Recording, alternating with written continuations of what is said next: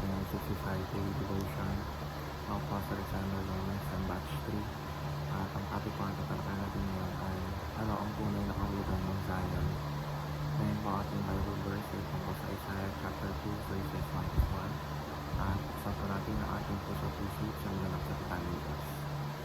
Sinasabi dito na this is what Isaiah son of Amos saw concerning Judah and Jerusalem in the last days. The mountain of the Lord's temple will be established as the highest of the mountains. It will be exalted above the hills, and all nations will spring to it. Many peoples will come and say, "Come, let us go up to the mountain of the Lord, to the temple of the God of Jacob. He will teach us his ways, so that we may walk in his paths." Teaching number 1. Mount Zion is the temple, Jerusalem, city of David. Sa lumang tipan, ang Mount Zion ay karaniwang tumutukoy sa lugar kung saan matatagpuan ang temple ng Jerusalem. Ang sentro nito ng pagsamba ng Israel at tahanan ng presensya ng Diyos. Ito ang lugar kung saan inaalay ang mga handog, kung saan natuturo ang mga parin at kung saan tinatawag ng Diyos ang kanyang bayan upang manatiling tapat sa Kanya. Teaching number 2. Mount Zion is the church, New Jerusalem, city of God. Sa bagong tipan naman, mas lumalawak at lumalalim ang kahulugan ng Mount Zion. Hindi na ito basta pisikal na bundok, kundi sumasaysay sa bagong Jerusalem, ang bayan ng Diyos na binubuo ng mga mananampalataya kay Kristo. Teaching number 3. Mount Zion is the spiritual mountain, the people of God. Ang spiritual na Mount Zion ay tumutukoy sa komunidad ng mga mananampalataya.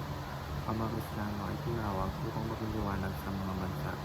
Sila ang spiritual na bundok kung saan umakyat ang mga tao upang matuto tungkol sa Diyos.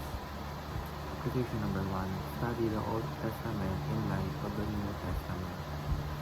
Malagang unawain na ang lumang tipan at bagong tipan ay hindi magkaibang kwento. Isa ang layunin nila.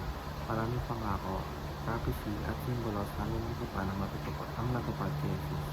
Kaya kapag binasa ang lumang tipan, dapat tingnan ito upang makita ang kabuuang larawan ng plano ng Diyos. Application number 2.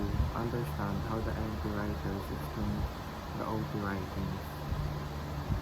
Ang mga apostol tulad ni Pablo, Pedro at ang mga manunulat ng Hebreo ay madalas kumuha mula sa lumang tipan at ipinaliwanag ito sa liwanag ng gawa ni Kristo.